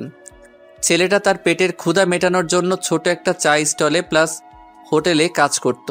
তার কাজ ছিল টেবিল পরিষ্কার করা আর প্রতিটা টেবিলে যে খাবার সার্ভ করা। কিন্তু হঠাৎ করে একদিন ছেলেটা কাস্টমারকে পানি দিতে যেয়ে কারোর সাথে ধাক্কা খেলে হাতের গ্লাসটা সেই লোকটার উপর পড়ে। গ্লাসের পুরো পানিটা লোকটার শার্টের উপরে পড়ার কারণে সে ছেলেটাকে কষে 3টা চড় দেয় আর খারাপ ভাষা বলে গালি দিতে থাকে। মৃত মা বাবাকে গালি দেওয়ায় ছেলেটা তা সহ্য করতে না পেরে নিচে পড়ে থাকা ভাঙা অর্ধেক গ্লাসটা দিয়ে লোকটার গলায় চালিয়ে দেয়। দোকানের মালিক ভয় পেয়ে যায় এটা দেখে, তাই সে পুলিশকে ফোন দিয়ে ছোট ছেলেটাকে ধরিয়ে দেয়। কথাগুলো বলে থামে রকি। সামনে থাকা টেবিলের উপর সিগারেটের প্যাকেটটা হাতে নিয়ে তার থেকে একটা সিগারেট বের করে নিজের ঠোঁটে চাপে। জ্বলন্ত সিগারেট যেন রকির ঠোঁট জোর পুড়ে যাচ্ছে, তবুও সে থেমে নেই, এক মনে সিগারেট টানছে। রকি এবার একটু রহস্যময় হয়ে বলে, আরিয়ান, আমার গল্পটা শুনে কি তোর কিছু মনে পড়ছে? আরিয়ান রকির কথা শুনে অনেকটা অবাক হয়ে যায়, কারণ রকি এতক্ষণ আরিয়ানের ছেলেবেলার গল্প বলছিল। প্রতিদিন রাতে ঘুমাতে যাওয়ার সময় আরিয়ান চোখ জোড়া বন্ধ করলে ছোটবেলার কিছু দৃশ্য তার চোখের সামনে ভেসে বেড়ায়। আরিয়ান যতই অতীতকে ভুলতে চায়, কিন্তু অতীত তাকে তত হ্রাস করে ফেলে। চাইলেও যেন এটা সে ভুলতে পারে না। সে অবাক হয়ে রকিকে জিজ্ঞাসা করে, কে তুই, আর তুই আমার ছোটবেলার কথা জানিস কিভাবে? রকি সিগারেটে আরেকটা টান দিয়ে বলে, তোকে আগেই বলেছি আমি কে, তা তোর না জানলেও চলবে। আর তোর ছোটবেলার গল্প আমার অজানা নয়। এখনো কিছু ঘটনা বাকি আছে, শুনতে থাক। ছেলেটার বয়স কম থাকায় তার শাস্তি কম হয়। দীর্ঘ 14 বছর পর ছেলেটা জেল থেকে ছাড়া পায়, চলে আসে পুরনো সেই বস্তিতে যেখানে সে ছোট থেকে বড় হয়েছে। বস্তির সবাই ছেলেটাকে মুন্না নামে চিনত। এলাকায় ছোটোখাটো মাস্তানি করত, কিন্তু একদিন ভাগ্য তার সহায় হয়। এলাকার সবচেয়ে ধনী ব্যক্তির বাড়িতে সে আর তার কিছু বন্ধু মিলে ডাকাতি করে। এভাবে তারা একটা গ্যাং তৈরি করে ফেলে, যার লিডার হয়ে যায় মুন্না ভাই। কিছু বড় বড় রাজনৈতিক নেতার সাথে ঘোরাঘুরি করে রাজনীতিতে ঢুকে যায়। আস্তে আস্তে রাজনীতি করতে করতে ভালো পজিশনে পৌঁছে যায়। জনগণ তাকে আরিয়ান আহমেদ নামে চিনতে থাকে। আর এখন সে একজন ধনী এবং ক্ষমতাশালী রাজনৈতিক নেতা আরিয়ান আহমেদ। তুই আমাদের সম্পর্কে এত কিছু জানলি কিভাবে? আমি চাই তুই সাধারণ কেউ না, কিন্তু তুই আমার সাথে এমন করে কি পাবি? তো যত টাকা লাগে আমি দিব, তবু আমাকে এখান থেকে মুক্তি দে। থাক না কিছু কথা অজানা। মানুষ জাতিটাই এমন, সারা জীবন সফল জীবনযাপন করে মৃত্যুর সময় আফসোস করে মারা যায়। তোর ভুল একটাই, তুই গরিব দুঃখীদের প্রতি অবিচার আর অত্যাচার করিস। তোর অনেক টাকা হয়ে গেছে। অর্থ মানুষকে পিশাচ করে তোলে, আবার অর্থই মানুষকে মহৎ করে তোলে। আবার তুই তোর নামটা ভালো জায়গায় নিয়ে গেলি না। এখন তোর জীবন বাঁচাতে তোর টাকা ক্ষমতা কোনোটাই কাজে আসবে না। দয়া করে আমাকে ছেড়ে দে, আমি এখন থেকেই গরিব দুঃখীদের প্রতি অবিচার আর অত্যাচার করব না। আমি কাউকে দ্বিতীয়বার সুযোগ দেই না। আর পৃথিবীতে খারাপ মানুষ রেখে লাভ নেই। মানুষ নিজের মৃত্যু নিজেই কামনা করে। কথাটা বলে রকি পিছন থেকে একটা পিস্তল ডান হাতে নিয়ে নাড়াচাড়া করে বলে, এই পিস্তলে 5টা বুলেট আছে, সবগুলোই তোর কপালে করব। আরিয়ান চেয়ারের সাথে হেলান দিয়ে বসে আছে। চরম অসহায়তা ফুটে উঠেছে তার চেহারার চাহনিতে। আরিয়ান বিশ্বাসই করতে পারছে না যে আজ তার এই পৃথিবীতে শেষ দিন। মাথাটা নিচু করে হাত দুটোর দিকে তাকায়। এই দুইটা হাত দিয়ে কতই না মানুষকে হত্যা করেছে সে। আরিয়ার মৃত্যুর কথা বারবার জপছে। জীবনের এই শেষ বেলায় সে নিজের অপরাধ নিয়েও চিন্তিত। নিচু গলায় রকিকে উদ্দেশ্য করে বলে, আকাশ সমান আমার অপরাধ, তবুও তোমার কাছে আমার আত্রি। তোমার দয়া আমার জন্য সম্ভাবনা, হিসেব শুধু শাস্তি আমার পাওনা। আরিয়ানের এমন আবেগী কথাই রকির মন একটুও নরম হয় না। পিস্তলটা সোজা কপাল বরাবর তাক করে। আরিয়ান কিছু বলতে পারে না। এর আগেই রকি পিস্তলের ট্রিগার চাপ দেয়। 100 ডিগ্রি সেলসিয়াস তাপমাত্রায় গরম বুলেট আরিয়ানের কপালটা ভেদ করে চলে যায়।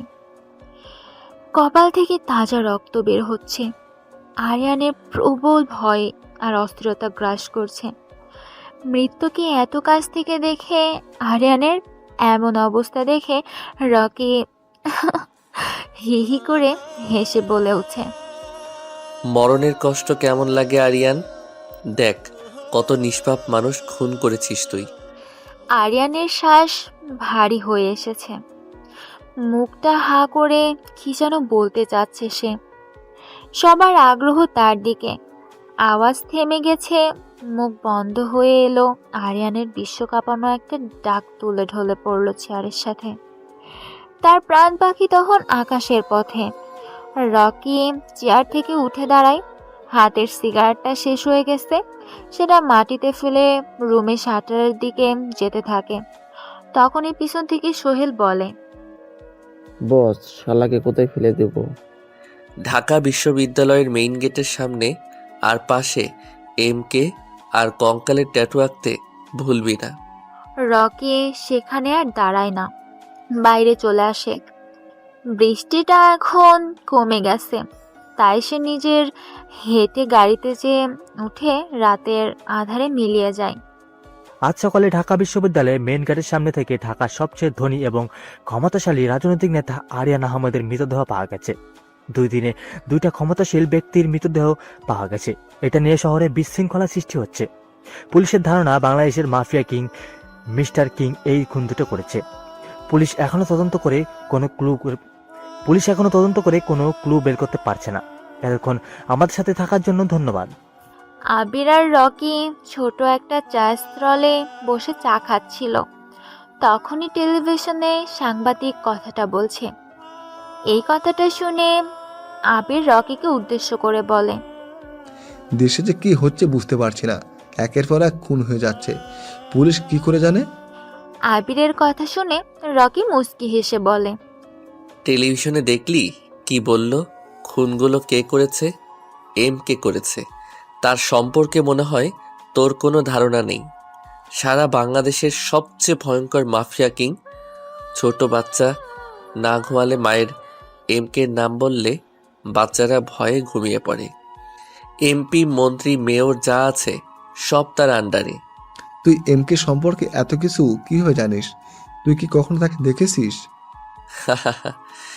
কে সম্পর্কে আমার অনেক কিছু জানা, যা সে নিজেও জানে না। আমি কে কিভাবে দেখব, যেখানে তার নিজের লোকেরাও আজ পর্যন্ত দেখেনি। কে দেখা যায় না, শুধু অনুভব করা যায়। ঝড়ের বেগে তার অস্তিত্বের বাতাস বোঝা যায়। কোনো এক অজানা শহরের শান্ত একটা ঠান্ডা মাইন্ড গেমার নামক ছেলে, যার পদবি কে দেওয়া হয়েছে।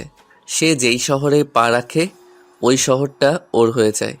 শত্রুর মনে ভয়ানক কম্পন সৃষ্টি করে।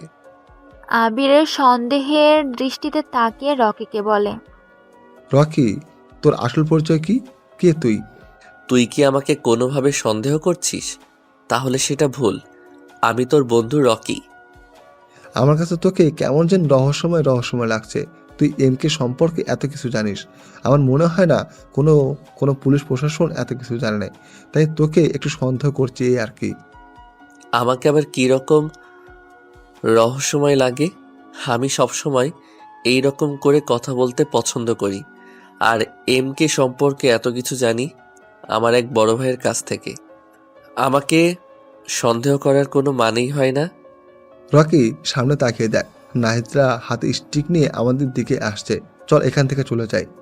আবিরের কথা শুনে রকি পাশে তাকিয়ে দেখে নাহিদ, আরাফ, সিয়াম আরও 3টা ছেলে, সবার হাতে মোটা স্টিক। রকি পকেট থেকে মোবাইলটা বের করে কাকে যেন একটা মেসেজ পাঠায়। আবিরের দিকে চেয়ে দেখে আবির ভয় পেয়ে আসে। রকি আবিরের পিঠে হালকা বাড়ি দিয়ে বলে, আমরা এখান থেকে কোথাও যাব না, এখানে বসে থাকবো। তুই কি পাগল হয়ে গেছিস? আমরা এখানে বসে থাকলে আমাদের কি করে বুঝতে পারছিস? চল এখান থেকে। আবিররা আর সেখান থেকে যেতে পারে না। এর আগেই নাহিদের ছেলেপেলেরা চলে আসে। নাহিদ তার ডান হাতের স্টিকটা নিয়ে বাম হাতে আস্তে বাড়ি দিতে দিতে বলে, কিরে, পালিয়ে যাওয়ার ব্যবস্থা করছিলি নাকি? পালিয়ে যাব কেন? আবির হালকা ভয় পাচ্ছিল, তাই আমাকে চলে যাওয়ার জন্য বলছিল। আবি দেখ, ও ভয় পাচ্ছিল, কিন্তু তুই ভয় পাচ্ছিলি তাই না আমাদের দেখে? রকি মুচকি হেসে বলে, তোমাদের ভয় পাওয়ার কি আছে? যার জন্য ভয় পাবো। কালকে তো খুব ভাব নিয়ে বলে গিয়েছিলি আমার কথা শুনবি না। আজ এর উপযুক্ত শাস্তি দিব তোকে আমি। দেখব বড় বড় কথা কোথায় যায়। এত 4-5টা ছেলে নিয়ে আমাকে মারার জন্য চলে এসেছো? হি হি হি হি। এরা আমাকে মারবে, হাসি পাচ্ছে আমার। নাহিদ স্টিকটা দিয়ে রকির বাম পায়ে জোরে একটা বাড়ি মারে। রকি নিচে পড়ে যায়, কিন্তু ব্যথায় কোনো চিৎকার করছে না। চোখ জোড়া বন্ধ করে ব্যথাটা সহ্য করে নেয়। নাহিদ রকির শার্টের কলার ধরে উঠায় মুখের কাছে মুখ নিয়ে বলতে থাকে, কিরে, কেমন ব্যথা করছে? একটু চিৎকার কর, আমার মনটা যেন শান্তি পায়। তোকে মারার জন্য আমি একাই যথেষ্ট, কিন্তু ওদের এনেছি আমার ক্ষমতা দেখানোর জন্য। আমি এতটাই দুর্বল না যে তোর মতো ছেলে আমাকে মেরে দিবে। আর কিছুক্ষণ অপেক্ষা কর, আমার ক্ষমতা দেখিয়ে দিব। তোর ক্ষমতা? এই ক্যাম্পাসে শুধু আমার রাজত্ব চলবে, তোর কোনো ক্ষমতা এখানে কাজে লাগবে না। কথাটা বলে নাহিদ আবারও রকির ডান পায়ে বাড়ি মারে। রকি কিছু বলে না। এই ব্যথাটা যেন ওর কাছে কোনো কিছুই না। নাহিদের কাছে রকির এমন নীরব ভঙ্গি ভালো লাগছে না, তাই সে উচ্চস্বরে বলতে থাকে, এই কুত্তার বাচ্চা, তুই চিৎকার করছিস না কেন? তোর শরীর কি দিয়ে তৈরি? এত জোরে জোরে মারছি, তার তোর কোনো প্রতিক্রিয়া নেই। রকি কিছু বলে না, মুচকি হাসে। নাহিদ আবারও রকির শার্টের কলার ধরে উঠিয়ে কিছু বলতে যাবে, তখনই ক্যাম্পাসের গেট দিয়ে 3টা ব্ল্যাক কালারের গাড়ি আর পিছনের 4টা বাইক নিয়ে কিছু ছেলে প্রবেশ করে। প্রথমে গাড়ি থেকে একটা ছেলে নামে, পরনে তার জিন্স জ্যাকেট, মাথায় কালো রুমাল বাঁধা, মুখে জ্বলন্ত সিগারেট। পেছনের গাড়িগুলো থেকে একরকম অনেক ছেলে নেমে রকির কাছে আসতে থাকে। এতক্ষণে ভার্সিটিতে তো অনেক স্টুডেন্ট জমে গেছে। ছেলেগুলোকে দেখে নাহিদ বোকার মতো চেয়ে আছে, আর রকি জোরে জোরে হাসতে থাকে। প্রথম গাড়ি থেকে নামা আরাফাত নামের ছেলেটা এসে পকেট থেকে একটা সিগারেট বের করে, তার থেকে একটা সিগারেট রকির ঠোঁটে দেয়। লাইটার দিয়ে সিগারেটের আগুন লাগায়। রকি সিগারেটটা টানতে থাকে। আম গাছের নিচে পাকা মিনারের উপর আরাম করে বসে। সবাই অবাক হচ্ছে। আবির, কারণ রকির এমন অ্যাটিটিউড দেখে। আশেপাশে থাকা কম বেশি সকল স্টুডেন্ট শক খায় রকির এমন অ্যাটিটিউড দেখে।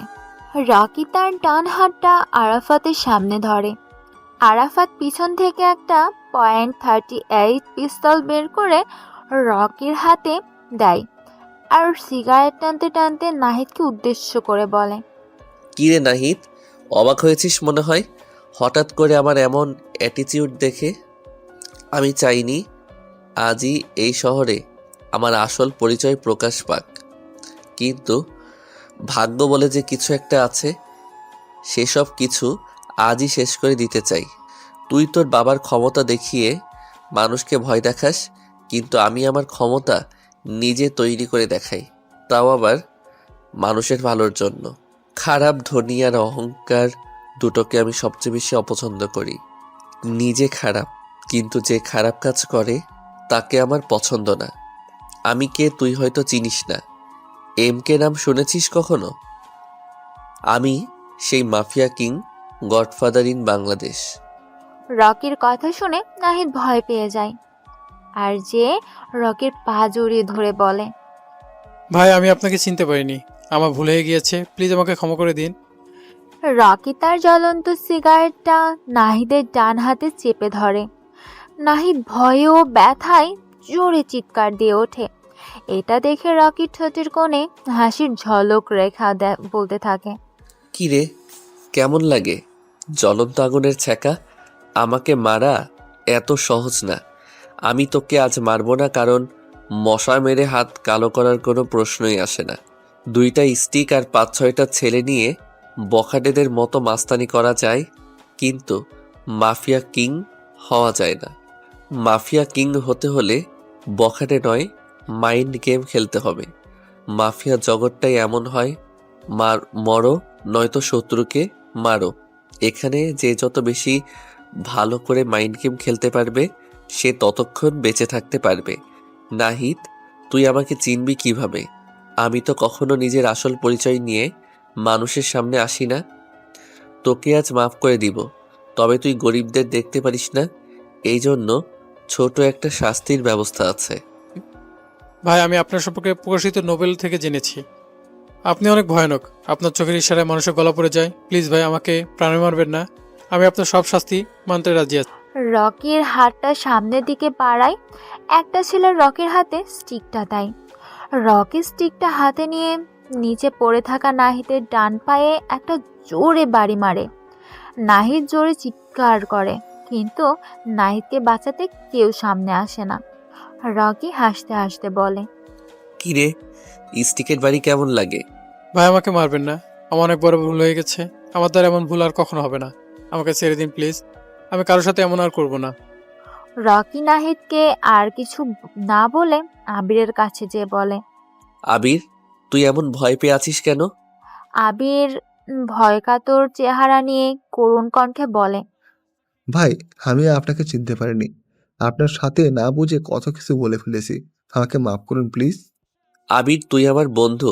ভার্সিটিতে এসে প্রথম তোর সাথেই বন্ধুত্ব করেছি। তোর মধ্যে ভালো গুণ রয়েছে যা ভার্সিটির কারো মধ্যে নেই।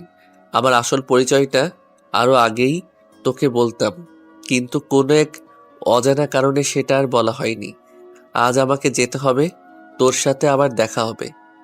রকি কথাটা বলে ব্ল্যাক কালারের গাড়িতে যেয়ে বসে। ক্যাম্পাসের কম বেশি সবারই রকির প্রতি ভয় সৃষ্টি হয়েছে। রকি গাড়িটা স্টার্ট দেয়, মোবাইলে একটা কল আসে। মোবাইলের স্ক্রিনে স্পষ্ট বোঝা যাচ্ছে সাত্তাম। রকি মুচকি হেসে মোবাইলটা কানে লাগায়। ফোনের ওই পাশ থেকে সাদ্দাম গম্ভীর গলায় বলতে থাকে, রকি, আজকে তুমি আমার সাথে দেখা করবে, সেটাও আবার রাতে। রকি একটু ভাবে যে সাদ্দাম তো কখনো ফোন দিয়ে দেখা করার জন্য ডাকে না, তাহলে আজ কি হলো? রকি সাদ্দামকে জিজ্ঞাসা করে, সাদ্দাম ভাই, আপনি তো কখনো ফোন দিয়ে দেখা করার জন্য আমাকে ডাকেন না, তাহলে আজ হঠাৎ এমন করে নিয়ম ভাঙার কারণ কি? ফোনের ওই পাশ থেকে সাদ্দাম হাসতে হাসতে বলে, রকি, আজ তোমার জীবনের গুরুত্বপূর্ণ একটা দিন। আজ আমাদের দেখা করাটা বেশি জরুরি, তাই ফোন দিয়ে ডাকলাম তোমাকে। রকি হালকা অবাক হয়, কারণ সাদ্দাম আজ রহস্যময় কথা বলছে যা রকির নিজেও ব্যাখ্যা করতে পারছে না। তাই সে জিজ্ঞেস করে, সাদ্দাম ভাই, আজ আপনি এমন রহস্যময় কথা বলছেন কেন? জীবনের গুরুত্বপূর্ণ দিন মানে বুঝতে পারছি না। সব সময় দেখে আসছি তুমি রহস্যময় কথা বলো, যার ব্যাখ্যা আমি নিজেও করতে পারি না। আজ না হয় আমি রহস্যময় কথা বললাম, তুমি তার ব্যাখ্যা বের করে চলে আসো। কোথায় দেখা করতে হবে? সেই আগের জায়গায়, যেখানে থাকবে না কোনো তৃতীয় ব্যক্তির আগমন। কথা হবে তোমার আর আমার। চলে আসো, তোমার জন্য সারপ্রাইজ আছে যা তুমি কখনো কল্পনাও করতে পারবে না। রকি কিছু বলতে যাবে এর আগেই সাদ্দাম ওই পাশ থেকে ফোনটা কেটে দেয়। রকি বুঝতে পারছে না আজ তার সাথে কি হতে চলেছে, তাই সে গাড়ির স্টিয়ারিংয়ের দিকে মন দেয়। সময়টা রাত 11:30। রকি তার ব্ল্যাক কালারের R15.V3টা নিয়ে সাদ্দামের দেওয়া জায়গায় যাচ্ছে। শহর থেকে খানিকটা দূরে জায়গাটা। রাস্তার অবস্থা বেশি একটা ভালো না। রকির বাইকের আলোয় স্পষ্ট বোঝা যাচ্ছে কিছু গাড়ি এখান থেকে গিয়েছে। গাড়ির চাকার ছাপ এখনো স্পষ্ট বোঝা যাচ্ছে। রকি দেখতে পারছে কিছু দূরে কয়েকটা গাড়ি দাঁড়িয়ে আছে।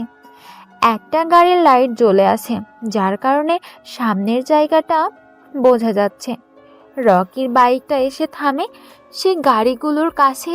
আশেপাশে সারি সারি গাছ, পাশে বড় একটা রাস্তা, তার পাশে ছোটখাটো একটা পুকুর।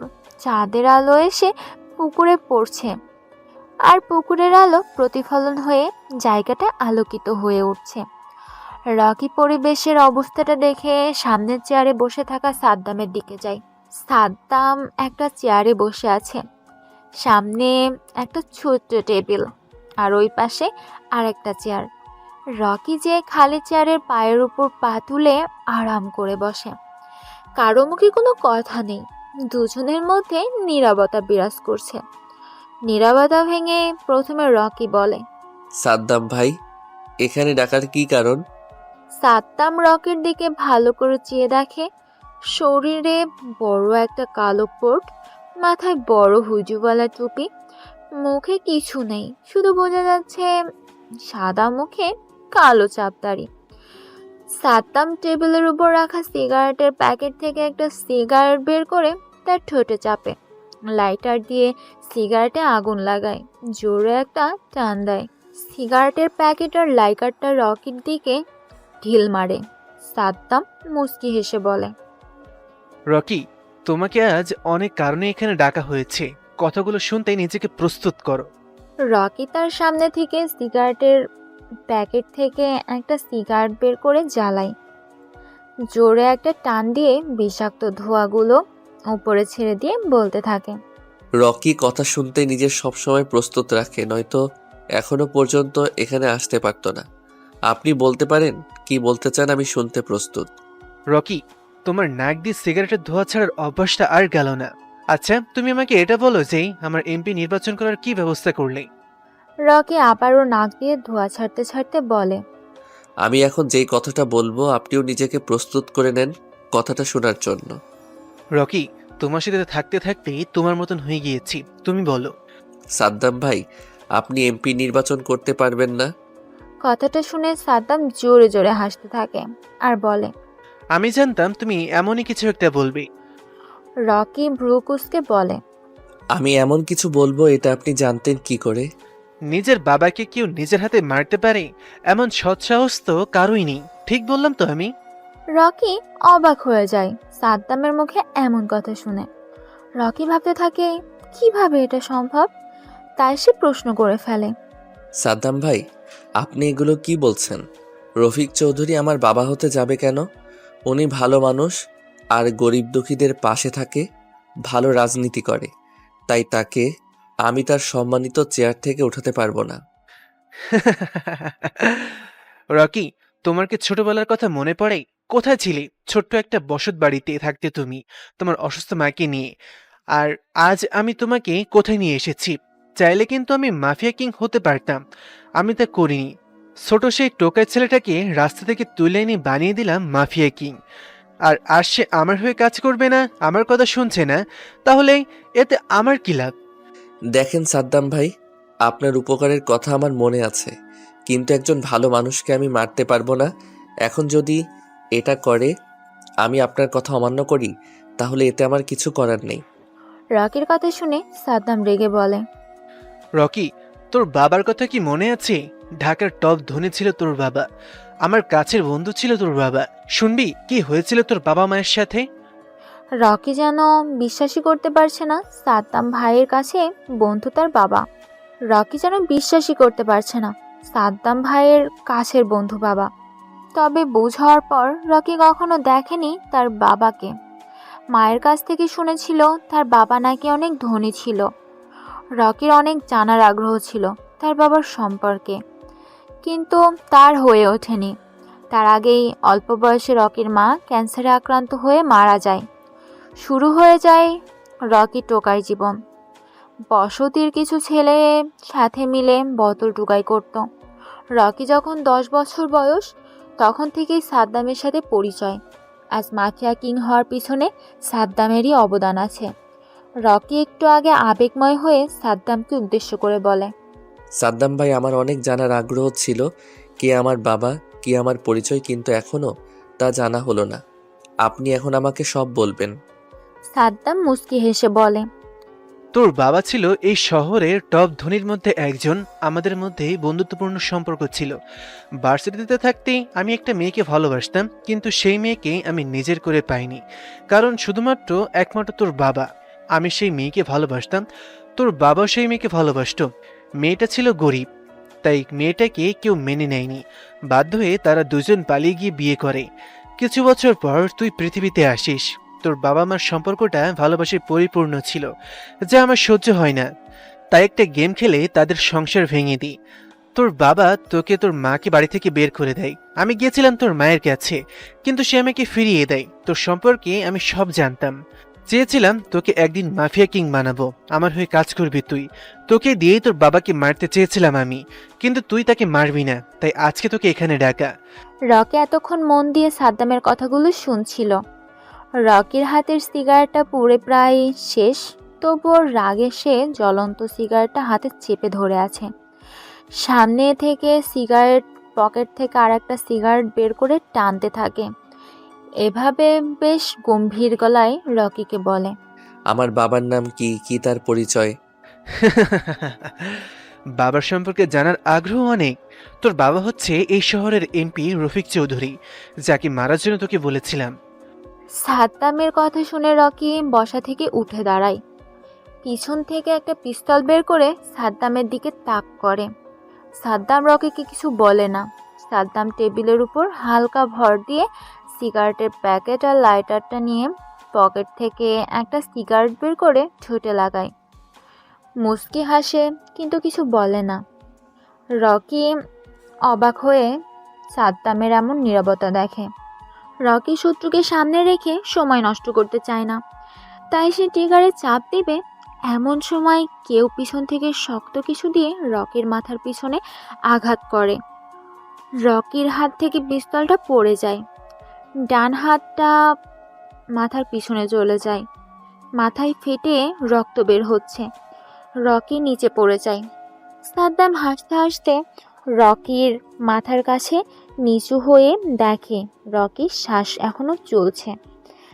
সাদ্দাম বসা থেকে উঠে দাঁড়িয়ে সিগারেট টানতে টানতে বলে, কতগুলো খুন করে মানুষকে ভয় দেখিয়ে আসল মাফিয়া কিং হওয়া যায় না।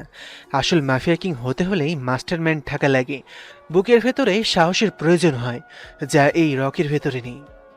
তোকে পাহারা দেওয়ার জন্য পালা কুত্তার প্রয়োজন হয়, কিন্তু আমি একাই 100। রকি কথাটা বলেই নিচে পড়ে থাকা পিস্তলটা হাতে পরপর 5টা গুলি করে। আশেপাশে দাঁড়ানো বডিগার্ডগুলো কারো বুকে কারো কপালে লেগে যায়। সাদ্দামের পাশে থাকা 2টা ছেলেগুলো করতে যাবে, এর আগে রকির পিস্তল থেকে 2টা বুলেট বের হয়ে 2টা বুলেটে যেয়ে তাদের কপালে লাগে। সাদ্দাম এগুলো দেখে ভয় পেয়ে যায়। সাদ্দামের হাতে থাকা অর্ধেক পুরা সিগারেট মাটিতে পড়ে যায়। রকি এক লাফে নিচ থেকে উঠে চেয়ারটা টান দিয়ে পায়ের উপর পা তুলে বসে একটা সিগারেট জ্বালায়। সিগারেটের বিষাক্ত ধোঁয়াগুলো নাক দিয়ে ছাড়তে থাকে। রকি দেখ, সবাইকে শেষ করলেও আমাকে তুই শেষ করতে পারবি না, কারণ তোকে আমি এতটুকু পর্যন্ত নিয়ে এসেছি। তুই আমাকে মারবি না। সাদ্দাম যেন কথাটা শেষ করতে পারছে না, এর আগেই রকি একটা গুলি করে। বুলেটটা যেয়ে সাদ্দামের ডান পায়ে লাগে। সাদ্দাম ব্যথায় চিৎকার দিয়ে ওঠে। রকি হাসতে হাসতে বলে, মাইন্ড গেম তুই খেলতে পারিসনি। তুই তুই আমাকে নিয়ে মাইন্ড গেম খেলতে যে আমার মাইন্ড গেমের গুটি হয়ে গিয়েছিস। আমার মা মরার আগে বলে গিয়েছিল একটা বেঈমান আমাদের সুখের সংসার ধ্বংস করে দিয়েছে। তার নাম সাদ্দাম খান, ঢাকার ছোট একটা রাজনৈতিক দলের লিডার। তখন বেঈমান কি এটা বুঝিনি, শুধু সাদ্দাম নামটা মনে রেখেছি। পৃথিবীর যেখানে থাকুক তাকে খুঁজে বের করে মারাটা আমার টার্গেট ছিল। কিন্তু 10 বছর বয়সেই তোর সাথে দেখা, চেয়েছিলাম সেখানেই তোকে মেরে দিব, কিন্তু তা করিনি। তোর একটা অফারের কথা শুনে নিজের মাইন্ড